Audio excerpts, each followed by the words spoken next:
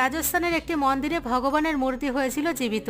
এটি একটি সত্য ঘটনা। গোবিন্দ মন্দিরের পূজারী প্রতিদিন সন্ধ্যায় মন্দিরের দরজা বন্ধ করার আগে ভগবান শ্রীকৃষ্ণকে 4টি মিষ্টির ভোগ অবশ্যই লাগাতেন। একদিন অসুস্থ হওয়ার কারণে তিনি মিষ্টির ভোগ লাগাতে ভুলে যান। সেই রাতে শ্রীকৃষ্ণের খিদে পেলে সেখানে মিষ্টির ভোগ না দেখে তিনি একটি বালকের রূপ ধারণ করে কাছে থাকা মিষ্টির দোকানে চলে যান আর বলেন, আমার খুব খিদে পেয়েছে, আমাকে কিছু মিষ্টি খেতে দিন। দোকানদার বলে, মিষ্টি খেতে হলে তোমাকে তার টাকা দিতে হবে। তখন সেই বালক নিজের আঙুলের আংটি খুলে দোকানদারকে দিয়ে দেয় আর দোকানদার তাকে 4টি মিষ্টি দেয়। পরের দিন পূজারী মন্দিরে গিয়ে দেখেন শ্রীকৃষ্ণের মূর্তিতে সোনার আংটিটি নেই। এই খবর তিনি রাজার কাছে পাঠান। রাজা খোঁজ খবর নেওয়ার পরে জানতে পারেন আংটি মিষ্টির দোকানদারের কাছে রয়েছে। দোকানদার বলে, কাল রাতে একটি বালক এসেছিল, সে এই আংটি দিয়ে মিষ্টি খেয়ে গেছে। তখন রাজা পূজারীকে বলে, কাল রাতে আপনি ভগবানকে মিষ্টির ভোগ দিয়েছিলেন না? পূজারী বলে, না, আমি তো সেটা ভুলেই গিয়েছিলাম। রাজা বুঝতে পারেন সেই বালক অন্য কেউ নয়, বরং স্বয়ং শ্রীকৃষ্ণ ছিলেন। আর আপনারা যারা কৃষ্ণ ভক্ত তারা কমেন্টে অবশ্যই লিখুন জয় শ্রীকৃষ্ণ।